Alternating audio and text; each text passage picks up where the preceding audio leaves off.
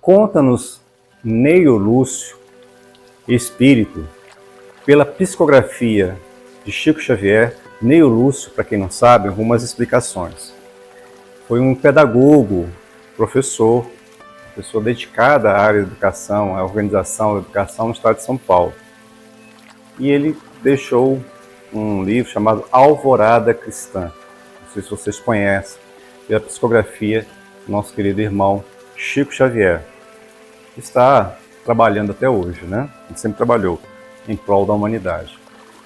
Então conta-nos, Neio Lúcio, que numa época distante, antes do Código Civil de 2002, provavelmente, onde a maioridade das pessoas só se fazia com 21 anos, não com 18 como é agora, Levindo estava aniversariando, ia completar 21 anos. E sua mãe, seus pais, resolveram fazer uma pequena comemoração, para que convidasse os amigos, para aquela data simbólica, né? Onde ele ia deixar de ser apenas um jovem e ia ganhar responsabilidade civil. E aí reuniu os amigos, que foi aquela fraternização, aquela farra toda, tal. E no final do dia, a mãe estava um pouco chateada, triste, entristecida. E despediu-se todos se despediram, quando ela foi para o seu aposento fazer uma prece.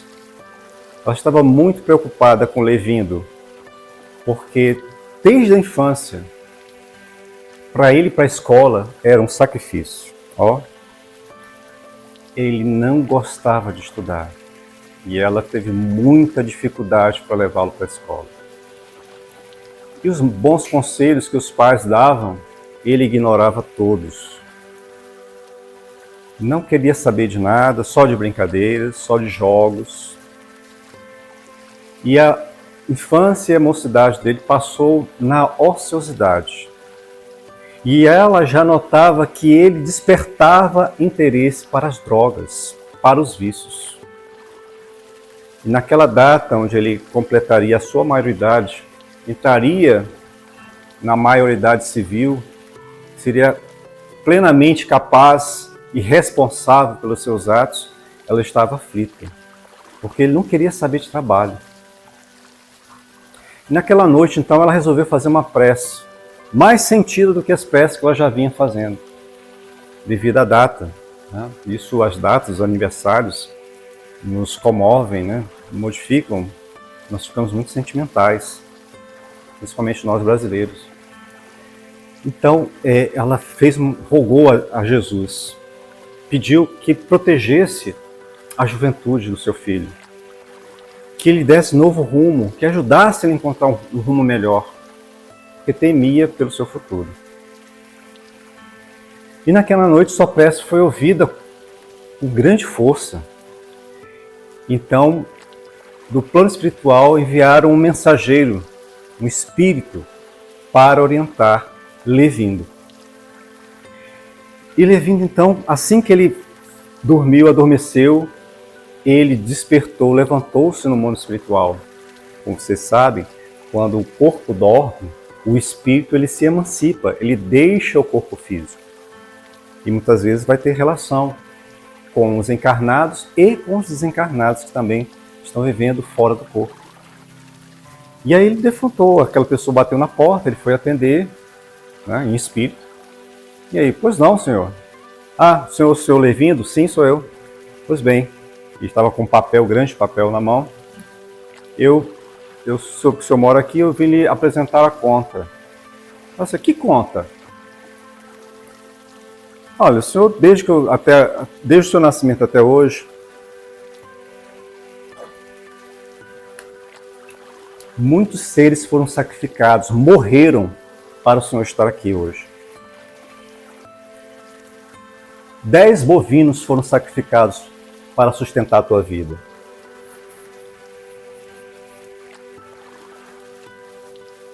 20 carneiros.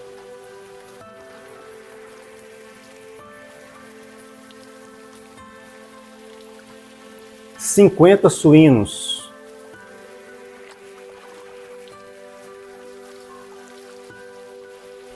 2.000 aves.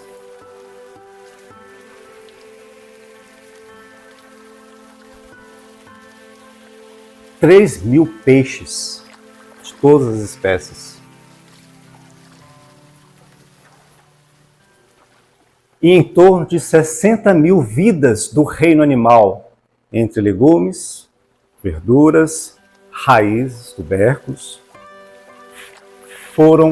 morreram para te dar a vida.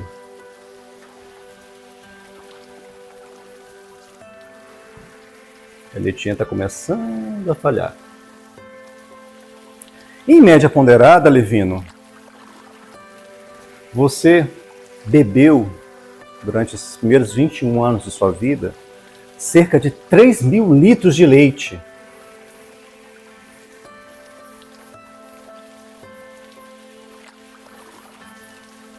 Consumiste aproximadamente 7.000 ovos.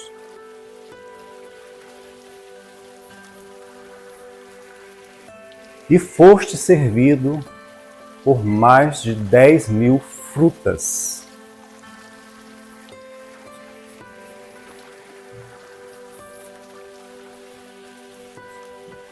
Além disso, Levino, nós não estamos contando aqui os sacrifícios da sua mãe, do seu pai, as dádivas, as doações, os préstimos dos teus amigos, o serviço que lhe foi prestado por uma gama imensa de servidores públicos que te serviram sem você saber. Esta é a conta da sua vida. E o custo que você dá ao planeta, à humanidade. E nós gostaríamos de saber o que tens feito. O que tens feito de útil para retribuir à vida, à natureza, todos esses custos. Porque você pensa que as suas necessidades é o único objetivo da sua vida, atender às suas necessidades?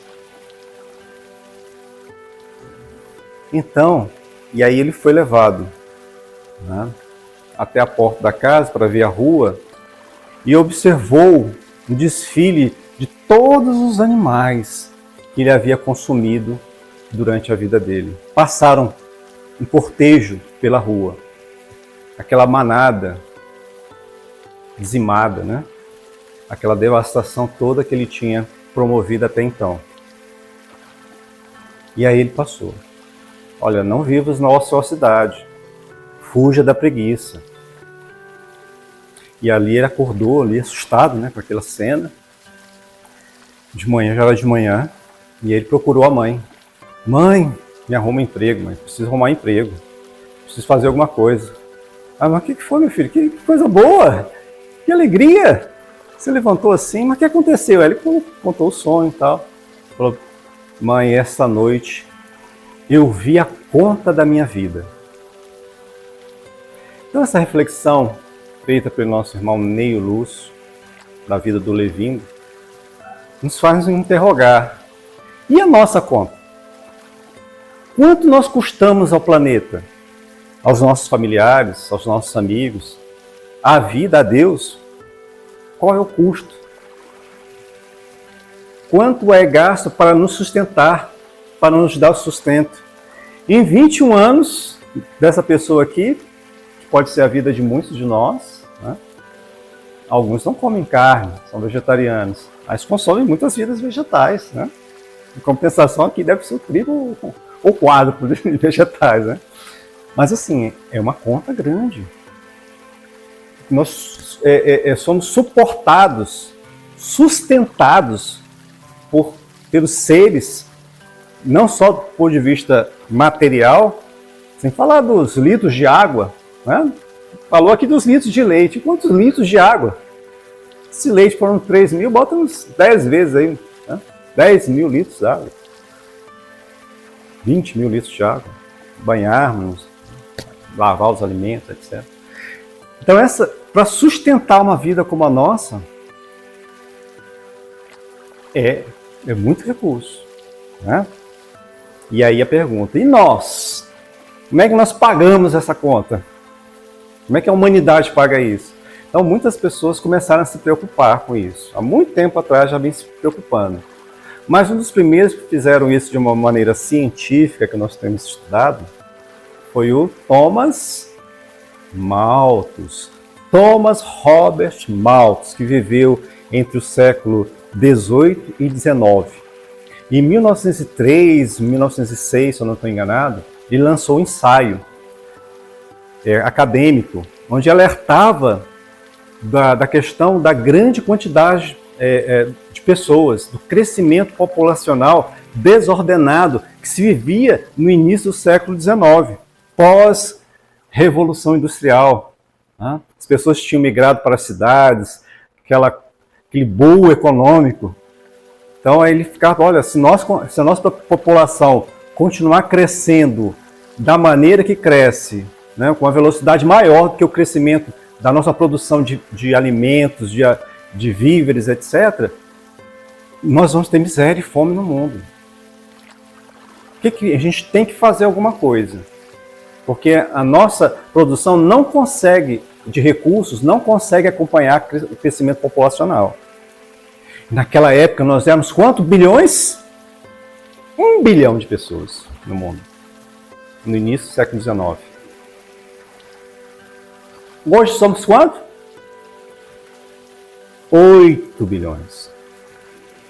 O prognóstico do Malthus era que a cada 25 anos a população dobraria.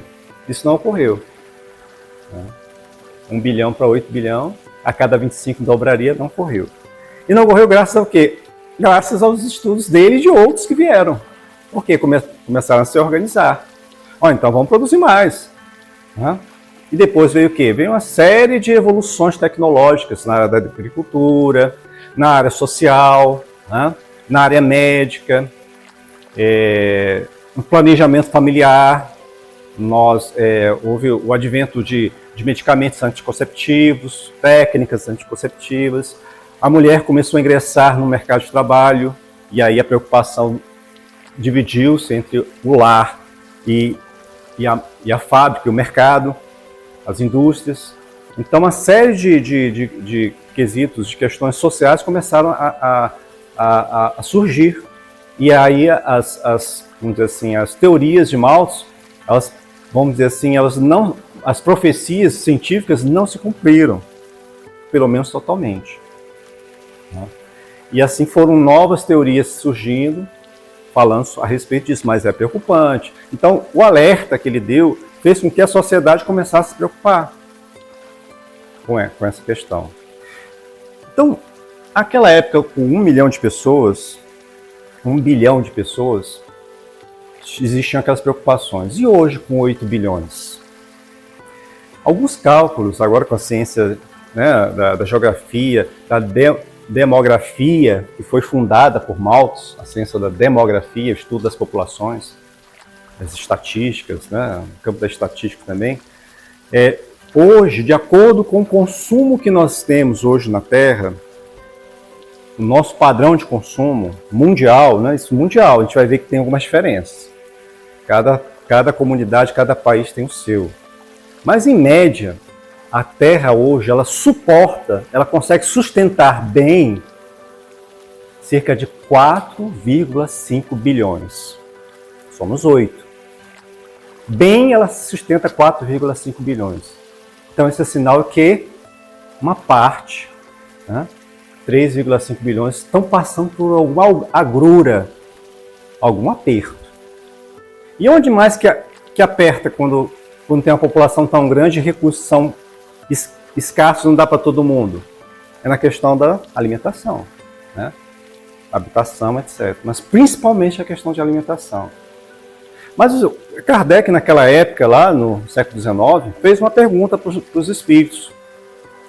Olha, é a questão 704 e 705, quando ele estuda a lei de conservação, que nós vamos estudar no próximo passo. Ele faz uma pergunta, olha, mas Deus não é que Deus deu essas necessidades ao homem, à humanidade para viver, deu-lhes essas necessidades? Obviamente que ele também deu os recursos. Aí os espíritos falam, certamente que deu. Os recursos estão aí. Só que muitas vezes a gente não consegue ver. Tá? O necessário está aí, mas o supérfluo não. O necessário, sim. O que é útil para a existência saudável está aí. E o necessário é aquilo que é útil para a saúde integral, para a educação integral, para o ser integral, está aí. Mas o supérfluo não. Então vamos buscar o útil, o necessário. Então com isso, os espíritos, né, essa doutrina, essas teorias, elas eram de conhecimento público no campo científico. Kardec era um cientista.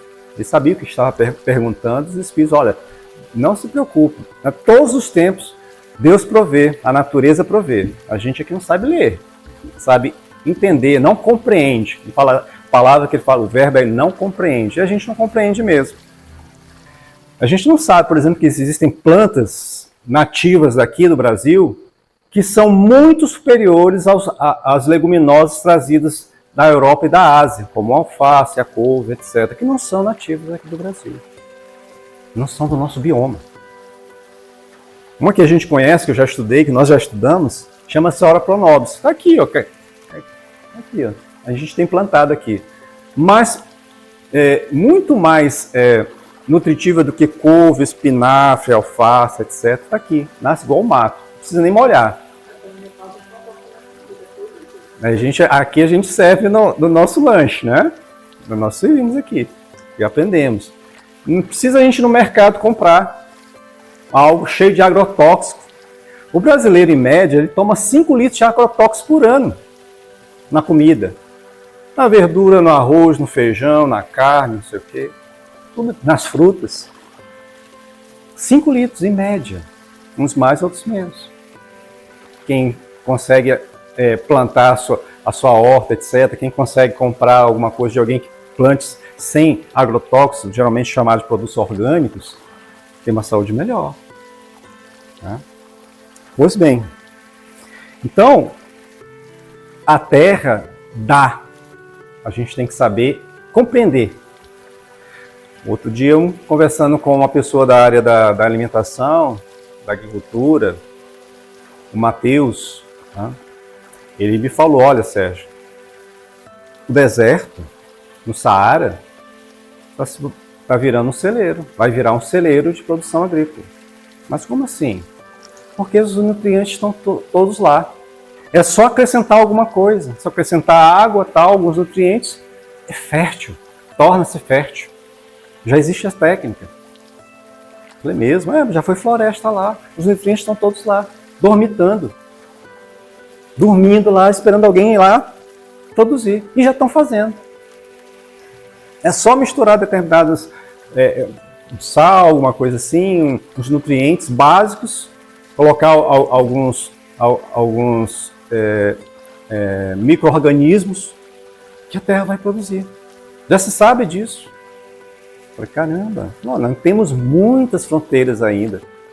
Então, naquela época a preocupação é válida, porque hoje nós, Brasil, população, 203 milhões de pessoas segundo o censo de 2022, não é mesmo? Quantos boizinhos a gente tem? Nós temos 203 milhões de pessoas e 224 milhões de bois.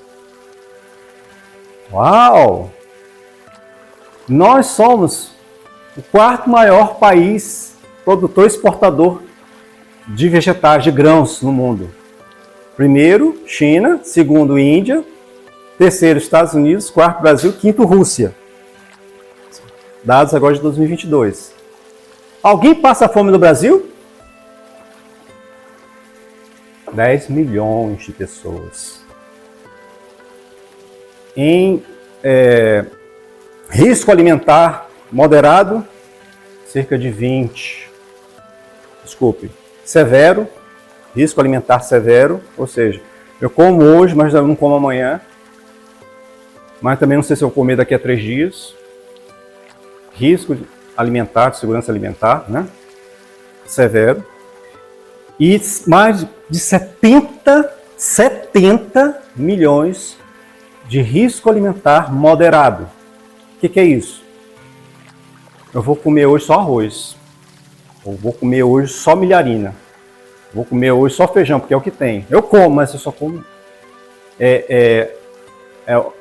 macro alimentos, né? Macroalimentos, não compro microalimentos. Seriam verduras, uma fruta, né? Então é o arroz, o feijão nem tanto, mas o arroz, o fubá, etc. são macroalimentos. Então eu vou na massa, nos carboidratos. Proteína quase não vejo. Então são pessoas que têm algum grau de desnutrição. Algum grau tem. Então somos 70 milhões. Mas então, o que responde isso? Por que isso se dá? E olha só, 30% dos alimentos que nós produzimos vão para o lixo. Não estou falando a casca da banana, não. Estou falando do arroz, do feijão, do leite, do ovo, que se perde, que se estraga nos silos, no transporte. Isso é mais ou menos a média mundial. Então, 30% que a terra produz é inaproveitado. Nós plantamos, investimos, tal, e se perde, não chega na boca das pessoas. Não alimenta a população. 30%. Esses 30% daria para matar a fome de todo mundo. Se perde, estraga. Né? Então, alguma coisa está acontecendo. A terra dá. Mas nós ainda não compreendemos como fazer isso virar vida dentro de nós. Não compreendemos. A gente ainda se atrapalha, não chega, a gente tem dificuldade de distribuição, tem dificuldade de saber onde transporte, etc. e tal. Dificuldades econômicas, políticas, nessa área também. Então, quando nós estivermos globalmente organizados, vamos pesar muito menos. Uma curiosidade. Se nós fôssemos hoje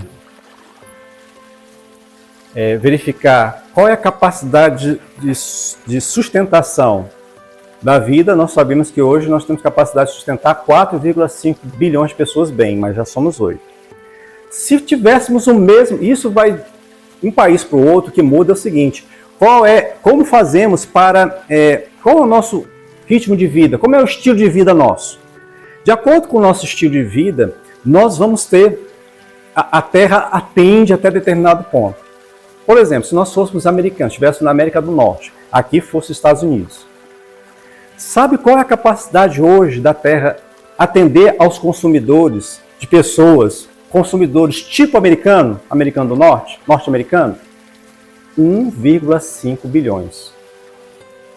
1,5 bilhões. Se todos fossem consumir como os americanos consomem, seríamos 1,5 bilhões, no máximo que a Terra daria conta de 1,5 bilhões de nós. Nós já somos 8. Então é porque tem gente que não está consumindo igual americano. Eu lembro que uma vez falando com uma cidadã italiana, ela falou o seguinte, radicada no Brasil. Ela falou que, olha, mudou a estação, mudamos a estação, entrou a primavera, pega o guarda-roupa todo aí, tchau, lixo. Vamos agora sair ao shopping, lá eles chamam shopping também. Vamos fazer shopping. Saldos, né? Saldi. Vamos atrás do saldi, das promoções. Todo mundo, a família, troca o guarda-roupa. Isso é claro que a gente está falando talvez de 20 anos atrás, 30 anos atrás, era assim. Hoje eu acho que talvez não seja tão bem assim. Mas a gente tem notícia que os brasileiros que estão vivendo nos Estados Unidos, eles quase não compram nada. Eles vão no lixo. As pessoas estão precisando? Vão lá. Pegar uma geladeira, o fogão. Saiu o novo modelo. Não é só celular, não. É fogão, geladeira e tal. Saiu um modelo novo, bota isso no lixo aí. O pessoal vai carregar aí, bota lá. Tem um dia que passa o caminhão, né? Dos reciclados. Vai botar a geladeira dentro, o fogão dentro, que funciona. Tá com um defeitinho ali, tá, rachou alguma coisinha ali, a tampazinha não tá fechando, mas está funcionando. Um computador novo, Bota isso aí no lixo, pessoal, não sei para quem, não sei nem para quem dá, bota isso lá. Aí vão lá e pegam. Está no lixo, para descarte. Mas e se nós fôssemos iguais aos havaianos, os haitianos? Se o nosso padrão de consumo fosse igual aos haitianos, a nossa terra caberia 20 bilhões de haitianos. Se o nosso padrão de consumo fosse igual aos haitianos, daria 20 bilhões. Se fôssemos todos americanos, 1,5 bilhões. Então, a terra, ela produz. Qual é a estimativa de população, de suportabilidade, ou como vai caminhar a população, segundo os estudiosos, até o final desse século? Eles dizem o seguinte: a gente deve chegar por volta de uns 10, 12 bilhões, mas ela vai se reduzir mais ou menos a 8, 9, 10 bilhões. Ela vai crescer mais um pouco, depois ela vai conter e vai diminuir. Brasil, por exemplo, a estimativa é de chegar de 203, diminuir para 170, 160, 170. Outros lugares vão ter uma diminuição maior, né? Nós temos notícias da China que já foi suplantada pela Índia, como nós vimos. A população mundial, o país mais populoso hoje é a Índia, com 1 bilhão e 400 e tantos milhões. Por isso também são os maiores produtores agrícolas, tem muita boca para alimentar, né? E a China já diminuiu. A tendência da China é diminuir, baixar de 1 bilhão. Outras nações vão aumentar. Algumas da África vão chegar a Nigéria, por exemplo, é um dos países que vão chegar a 700, vai ser um dos mais populosos, vai chegar a 700 a 800 milhões de habitantes. Mas no total vai ter um declínio até o final do século, isso é a previsão, né? Igual o Malthus fez, tem gente que faz, né? Olha, vai acontecer isso e tal. Mas hoje nós estamos mais bem assessorados, a ciência evoluiu, também a filosofia, a religião, etc. O pensamento, né, o conhecimento humano, ele vai progredindo, inclusive o espiritual. Como nós estávamos vendo aqui, a mensagem do Espírito Jorge, né, no capítulo 17, né, item 11, do Evangelho segundo o Espiritismo, nos fala isso, dos cuidados com o corpo e com o espírito. E aí a gente acrescenta também em outras partes a questão do planeta, porque nós não vivemos sozinhos, nós vivemos uma coletividade. E agora, principalmente nesses tempos, né, nós estamos sentindo o que é viver em coletividade. O calor que nos está fazendo, que nos está nos afligindo, essas ondas de calor, é um efeito global. Não é o vizinho que está jogando lixo no nosso terreno, né? São todos que estão poluindo em todos os lugares, principalmente as grandes indústrias, os grandes países industrializados, né? Que a indústria polui muito. E esse cobertor que foi feito para aquecer a terra, vamos supor que ele era um lençol que dava conta, olha, não deixe esfriar, não esquenta muito, mantenha as pessoas agasalhadas, um lençol já basta. Só que esse lençol está se transformando num cobertor e está abafando mais. Então esse é o efeito estufa, que é bom, só que ele está sendo alimentado, esse cobertor, pelos gases que emitimos. O boi, por exemplo, são mais 300 mil, né? 300 litros de metros cúbicos de metano, 300 litros de metros cúbicos de metano por um boi por dia. O metano vai contribuir para aumentar esse cobertor da camada de ozônio, o efeito estufa. Então, cada boi, nós aqui temos 220 e tantos milhões, né? Somos o maior. Fora, depois é a Índia, etc. Só no Brasil. Então, os nossos hábitos eles têm que se adequar. Nós temos que adequar para saber se nós somos sustentáveis. A população é sustentável, existe sustentabilidade no nosso estilo de vida. Então, para isso, a gente tem que tentar preservar o sustento, não só para as nossas vidas. Ah, não, me alimentei, pronto. Não, para todos. Nós somos cidadãos do mundo, devemos pensar globalmente, como fazem os grandes administradores. Pensam não só na sua família, pensam nas famílias de todos. Nós também, família, precisamos pensar não só na nossa, mas também como um todo. Tá? tentando ter uma vida que seja suportada melhor pela terra, pela natureza, seja amigável com a natureza. Não adianta nada eu viver e deixar lixo por toda parte. Isso meus filhos. Tá? E o vizinho que vai se incomodar com as baratas, com as moscas, com a dengue e tal. Eu tenho que cuidar do meu território, da minha casa. Tenho que tirar os entulhos, tenho que limpar o lixo, não posso deixar lixo acumular. Senão daqui a pouco, né? É que a gente falava, menino, limpa, arruma o seu quarto. Ah, pode deixar, papai, pode deixar, mamãe, depois eu arrumo. Aí vai ficando lá. Se papai e mamãe não vai arrumar o quarto, o que acontece? Uma hora ele vai ter que sair de lá. Então, nós não temos uma terra para sair daqui. Tem gente que está com ideia de fazer isso, né? Descobrir terra para a gente. Mas o que adianta? A gente vai levar lixo para lá também? A gente tem que se educar. Não adianta só a gente mudar de casa, se a gente não muda nós. Vamos para outro planeta, para quê? Para destruir outro planeta? Não, um só já basta. Então vamos cuidar. Não vamos destruir, vamos cuidar. Tá? Então vamos cuidar, vamos nos educar. Tudo passa pela educação, nós sabemos disso. E o que o GAFA tem feito? Quais são as experiências que o GAFA já teve nesses 30 anos? Tivemos alguma experiência? Tivemos, pelo menos 2 eu lembro. Uma foi a Galinha Afetuosa. Foi um programa, uma parceria que fizemos com uma das pessoas que frequentavam aqui, ou frequentaram, tinha alguma ligação com aqui, que propomos fazer um aproveitamento, que nós temos aqui um terreno de 4, 5 mil metros quadrados. Só um sexto dessa área é aproveitada aqui com nossas instalações. Então, vamos criar galinhas poedeiras. A galinha que dá ovo. Todos os dias, um dia sim, um dia não. Né? E aí, mas tem um negócio, nós somos franciscanos. Nós não podemos matar animais.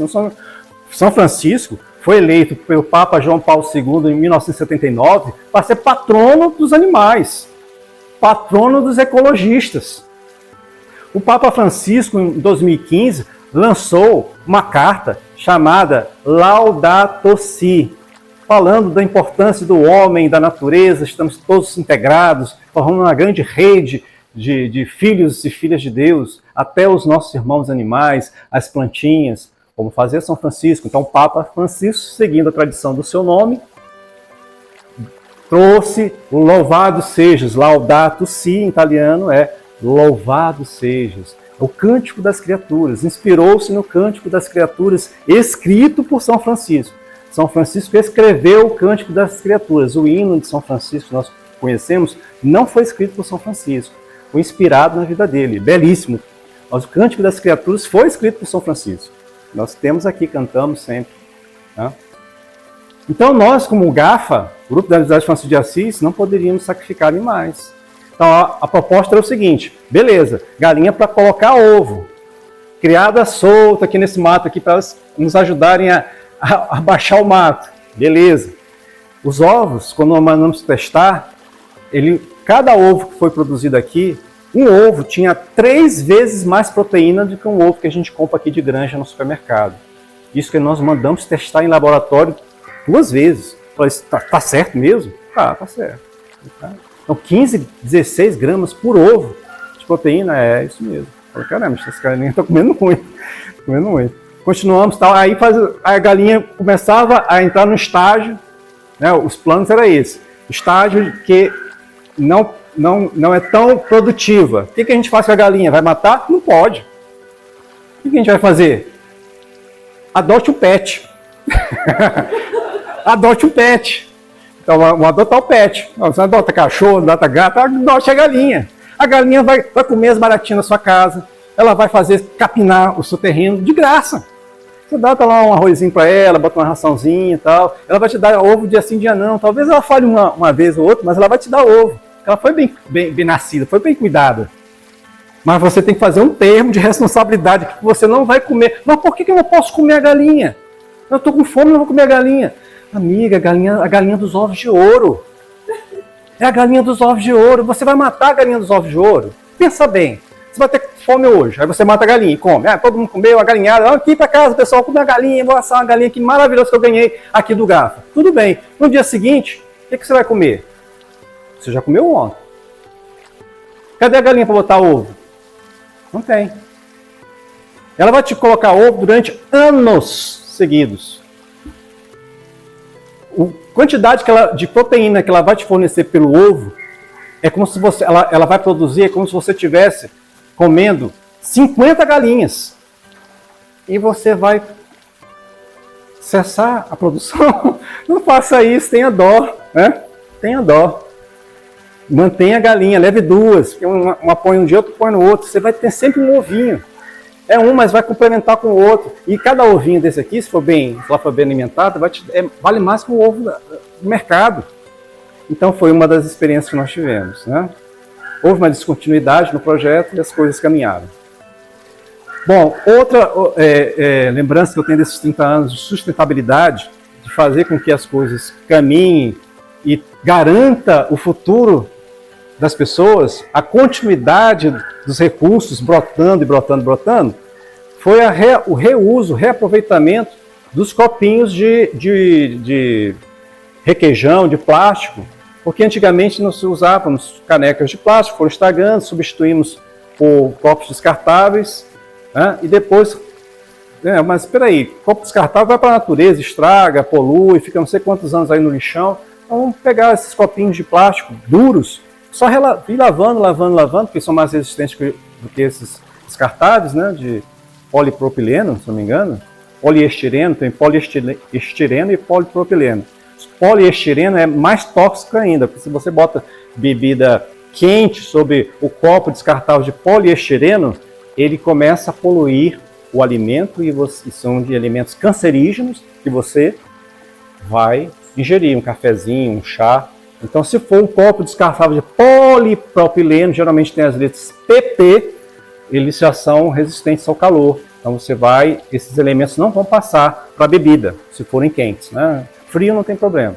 Mas poluem o ambiente. Então, nós começamos a adotar de uns anos para cá, fizemos a campanha, muitos contribuíram, né?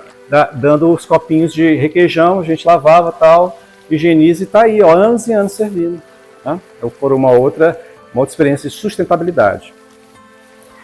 Então, queridos, a gente só queria lembrar dessas coisas boas, né, que nós passamos nesses 30 anos, lembrando que a gente precisa realmente cuidar da nossa casa, né, nosso planeta Terra, para que ele continue dando a possibilidade do nosso crescimento. E dá. Cuidando, a gente dá. Tem muitas coisas que a gente não conhece. Muitas. Acho que talvez tem muito mais coisas que a gente não conhece do que a gente conhece. O nosso planeta ele tem um potencial grandioso de sustentação da humanidade. Mas é preciso que nós cuidemos dessas fontes. Cuidemos da água, cuidemos do ar. Algumas dicas, por exemplo, para a gente encerrar, algumas dicas para a gente economizar hoje. Né? Porque você sabe que esse calorzão, ele não vai passar.